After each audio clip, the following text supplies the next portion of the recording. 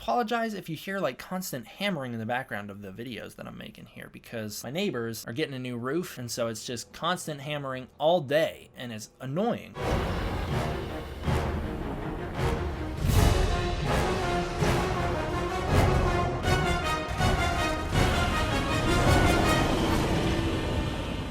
What's up, everybody? D-Man back. We're going to do a brand new video. Today we're going to be doing another Godzilla vs. Kong discussion video. Today we are going to be doing Act 1. We're going to be doing Part 2 to my Godzilla vs. Kong story, my pitch on how I would do Godzilla vs. Kong. We're going to be following up the last one I did, and so we're going to be talking about the rest of Act 1. So that beginning portion that we talked about in the last video of King Kong during the Mass Awakening, Kong, he's not King Kong. Kong during the Mass Awakening. We're going to be talking about what happens following that, leading into Act 2 in this video. Like I said in the last video, I'm trying to structure my movie similar to how Godzilla 2014 was structured, and so that's how we set it up. Again, just want to be aware that some people may not watch this entire series all the way through, and some people may just start wherever. So I'm going to cover here quickly the parameters I've set on myself leading into my version of Godzilla vs. Kong. I am making sure that all of the events of the MonsterVerse have happened so far. There's no retcons. This includes things from the comics and novelizations. Oxygen Destroyer's gone off. Godzilla knows humanity fired it. Godzilla is also grateful to Serizawa and humanity for reviving him, so he has conflicting feelings on us. Godzilla's temple's been destroyed. The Hollow Earth entry point that he used to use has been blocked off. The only one he has left to access is on Skull Island, and he's reluctant to use it because he knows there is a creature on the island in Alpha that is keeping the island in check, and he doesn't want to cross paths with it. Houston Brooks and Aaron Brooks have already returned. You've seen their screen time. They're done for the story for the most part. There's now Post 33 that is on Skull Island. Dr. Chen's line for now relating to Godzilla being a good guy is going to be relevant to this movie. The public knows about the Titans and Skull Island. Godzilla's been keeping the Titans in check. Titan resources have become very valuable. Seismic disturbances and instability on Skull Island has occurred, as we saw in the last video. We know why. It's because of everything that happened during the Mass Awakening. New Titans are being drawn to Skull Island, and Monarch is prepping to explore the Hollow Earth there. There are rumors of a mechanical Titan in construction. Mothra's egg has been discovered. The public is aware of a cave painting showing Godzilla and Kong fighting. Ghidorah's head has been obtained by Alan Jonah. I'm using as much of the existing cast as possible, although I have added on to it in the form of Alan Jonah. Charles Dance will be back in my version of the story potentially. Again, I tried to leave it so that he could either come back or not. The role doesn't necessarily need to be filled by Charles Dance, but it could be. If he's not going to be in this version of the movie, if he's not going to be in the movie, the version of the movie I'm pitching, the characters are acting on his behalf. And then finally, I try to keep as much of what we know is going to happen in Godzilla vs. Kong as possible, so that means there is minor spoilers in my version of Godzilla vs. Kong that I have retained from the actual version of the movie based on what we know so far. Alright, where we left off in the last one, Skull Island has gone crazy following the events of Godzilla King of the Monsters. Ghidorah's Alpha Call has caused a lot of trouble. Godzilla has also sent a whole bunch of Titans onto the island, and Kong is not happy about it. This leads to 1 year later, so now we're catching up in 2020, which is where the movie's gonna take place. We know that officially. We catch back up with Madison Russell. Again, I don't have a whole lot going on with the human characters in my version of the movie. I don't know what to do with them. There's just too many plot lines that I'm trying to follow through with, so the Russells kind of get sidelined in my version of the story. Yeah, she's got a new friend at school. It's Julian Dennison's character, but she's still pretty messed up based on everything that's happened to her. She feels an enormous amount of guilt for the Mass Awakening. She blames herself for all these people's deaths, and she's still mourning her losses. She's still mourning the loss of her mother, and she's obviously still mourning the loss of all the life that happened during Godzilla King of the Monsters. Mark Russell is supportive of her. You know, he's trying to be like, hey, listen, it wasn't your fault. You didn't know what your mom was doing, and you did help her. You know, she helped us. Everything turned out okay in the end. So he's trying to reassure her, but even he's like,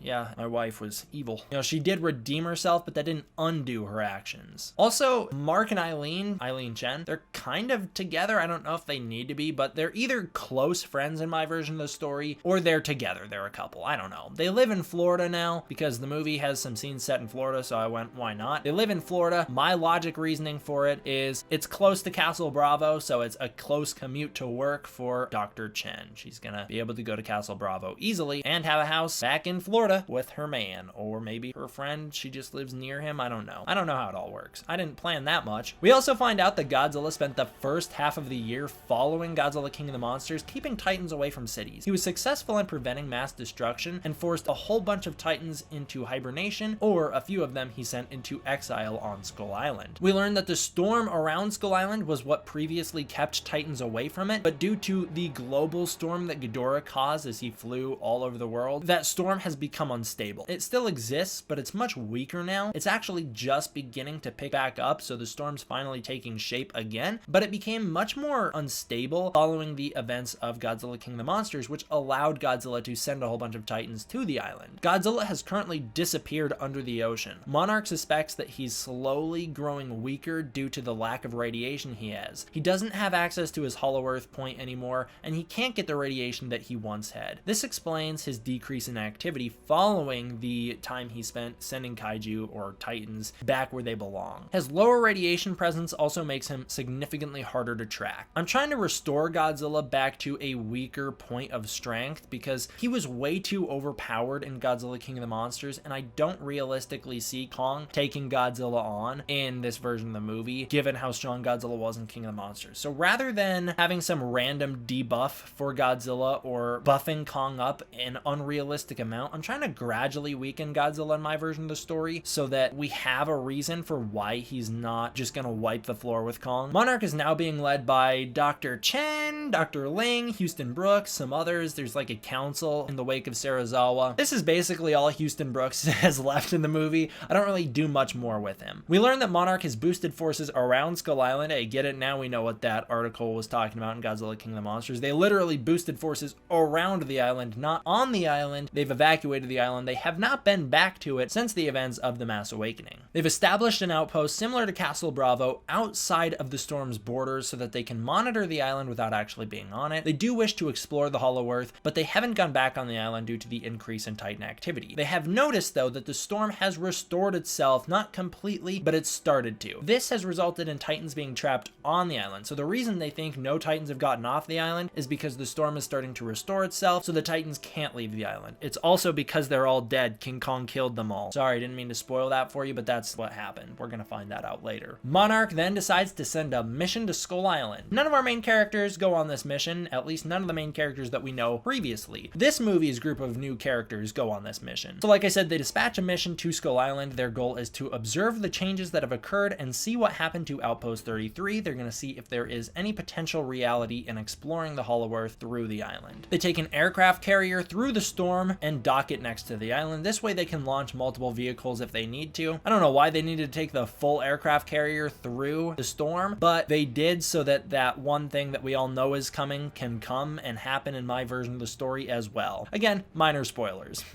So they launch 2 Ospreys from their aircraft carrier. One Osprey crashes. It's shot down by psycho vultures or something. Some flying monster takes it down. It crashes. The other one lands and has a whole bunch of people head out to look for the survivors. They go to it. It's crashed on a beach. They rescue any survivors that may or may not be alive. I don't really care. It doesn't really matter. And then they plan to venture further into the island on foot. There is a character played by Alexander Skarsgård who protests. He's like, oh god, this thing just got shot down in the sky. I don't want to do this. There's a small scuffle that breaks out between him and the leader of the crew, who's basically like, suck it up. We're going into the island anyways. I don't care if people die. You knew the risk. Skarsgård is revealed to be just a geologist. He's there for Hollow Earth info only, so he's a little bit of a coward compared to everybody else, or at least that's the way he's presenting himself. Wink, wink. Do you get what I'm saying? So they decide to venture further into the island, where they come across the remains of Outpost 33. One team explores the outpost while another team takes vehicles from the outpost to explore the island. That team that's exploring the island head to find out what's left of the Iwi people. And there are not many of them left. There are very few of them still alive. Their village has been ruined. The boat that had all their ancient worship stuff in it is nearly destroyed. It turns out a whole bunch of the Titans, like Behemoth, caused a lot of damage. We never see this, but it's explained to us through the Iwi, who we learn in Skull Island: The Birth of Kong can speak now. They don't do it a lot, but there's a little bit of speaking because we don't have anyone on the island living with them that's going to be able to provide exposition the way we did in Kong Skull Island. The Titans that have shown up on the island nearly killed all of the Iwi along with the skull crawlers, but they're all dead now. They're all dead at the hands of Kong, who has wiped out everything. He wiped out all the Titans. He wiped out a bunch of the flora fauna, so there's going to be no giant mother longlegs causing havoc anymore. There's going to be very few skull crawlers left lurking around. Kong has handled most everything. He's become a hunter, and he's now become something to fear. He's not a bad guy. Again, he's doing it for the people that he's trying to protect, but he is fueled with rage now. He's no longer doing it for humble reasons or to protect. He's doing it out of rage and vengeance. This leads to the other team. I was going to say the spoiler, but I'll let you guys find out when I reveal it. The other team that's exploring the outpost restarts the power and gets things up and and running again. Everything seems good to go. Suddenly, a set of pulsing earthquakes start. Isa Gonzalez's character or someone else is like, hey, wait a minute, where the heck is Alexander Skarsgård? He's missing. And they all start to look for him. They look around the outpost for him, and they find him with Monarch's Sentinel, their protector, their unfinished Mechagodzilla. I know, I don't want Mechagodzilla in the Monsterverse either, but they set that up in Godzilla King of the Monsters post-credits, so I figured I would follow through with it. And here's how I think they should follow through with it. If they follow through with this plotline, which again, there's no guarantee they will, I don't know if they're going to do it the way I'm doing it here. Rather than being a fully operational mech, Mechagodzilla is only partly built. I hate to do this, but this is much more in line with what we saw in Godzilla Monster Planet. My version of Mechagodzilla is very similar to how we used Mechagodzilla in Godzilla Monster Planet, which people might not be happy about, but I think it's a necessary evil to not have something that unrealistic in the Monsterverse. There is an orca that has been embedded in the head of Mechagodzilla. Mechagodzilla has been equipped with it, and that was going to be how they used Mechagodzilla to communicate with the other Titans and control the other Titans rather than strictly going with combat. This orca is much more in line with the one we saw in Godzilla Aftershock, as it wasn't necessarily designed by Emma Russell, but was built based off the design that she was building. Monarch did see the potential in the orca. Clearly, that's why they commissioned her to rebuild the device after the events of Godzilla Aftershock, but they didn't have the scientists, Emma Russell or Mark Russell, to work on the device, so it's kind of like a prototype version that we see here. So that's how we can have an orca that was built at the same time as the one Emma Russell built and just have it not be as good. This one can only target one Titan in particular, and that's the only Titan it needs to target, that being Godzilla. The Monarch members are ambushed by mercenaries called Apex as they go to stop Alexander Skarsgård from using the orca inside Mechagodzilla. Turns out these guys were already in the outpost and had been waiting for Monarch to show up. How did they get there so early? How did they know Monarch would be there? We'll find out. So they were already in the outpost and they just needed Monarch to reactivate the facility. They couldn't do it on their own. They didn't have the right passwords or anything like that. So they needed Monarch to restart everything so that they could get Mechagodzilla up and running in order to attract Godzilla to the island. That is their goal. These guys, Apex, grab Skarsgård and try and get him off the island. They view him as a valuable asset and they want his help. So they're trying to get him off the island. I'm making one slight tweak here that is going to change the story going forward that I wanted to add after the fact, just so that it becomes a lot less complicated. The orca that was inside of Mechagodzilla's head was not attached to Mechagodzilla's head, it was just inside of it. Alexander Skarsgård gets it out, but it's still being amplified and transmitted from Mechagodzilla's head. So the actual device is no longer in the head, it's now in the hands of Apex. Apex will hold on to it for the remainder of the movie. This will clear up some confusion later on when there's two orcas, the one in Mechagodzilla and the one that Apex has. Now there's only the one. It's the one from Mechagodzilla that Apex winds up with, and it's just being transmitted from Mechagodzilla's head at this point in the movie. That should clear up any sort of potential plot holes with that little storyline later on. During this, there's a firefight that breaks out between Monarch and Apex. Now we don't have G-Team on the island, so Monarch is going to be at a severe disadvantage here. Kong then appears and everything goes into chaos. He shows up, destroying the outpost, tearing it apart, looking for the orca. He then finds Mechagodzilla in a hangar halfway underground. So Mechagodzilla was built in the hangar so that half of him is underground, half of him was above ground inside a contained facility, but now Kong tears away that contained facility, exposes Mechagodzilla, and destroys his head. This Mechagodzilla was only 150 feet tall, so he was nowhere near the 400 feet that Godzilla basically is in this movie. So it was something that was more realistic for Monarch to be able to build, and again, they weren't able to finish it because they abandoned the island and abandoned Mechagodzilla. Kong destroys Mechagodzilla and the transmission stops. Monarch stops one of the Apex aircrafts from taking off. They split up into multiple aircrafts. They stop one of the aircrafts from taking off, and that is the one that has Skarsgård in it. So then they rush to it, capture Skarsgård and whoever else, some of the Apex soldiers. And that's where this Act 1 ends. That's where Act 1 for my story ends, which leads us into Act 2 that I will cover in a separate video. So let me know what you guys think of this. What do you think of my inclusion of Mechagodzilla in the Monsterverse? I know that's something that a lot of people want, and I don't necessarily want it, which is why I did it the way I did it. I know they set it up in Godzilla King of the Monsters, so it was kind of unavoidable, but I tried to work with it. This is also my version of Apex as well. What do you guys think of my version of Apex? I know they haven't done a lot yet, and we don't really know anything about them yet, but that's what we know so far, is that they were on the island waiting for Monarch. Thank you guys all for watching. I hope you enjoyed. I will see you guys next time for when I continue this story in the next one. D-Man,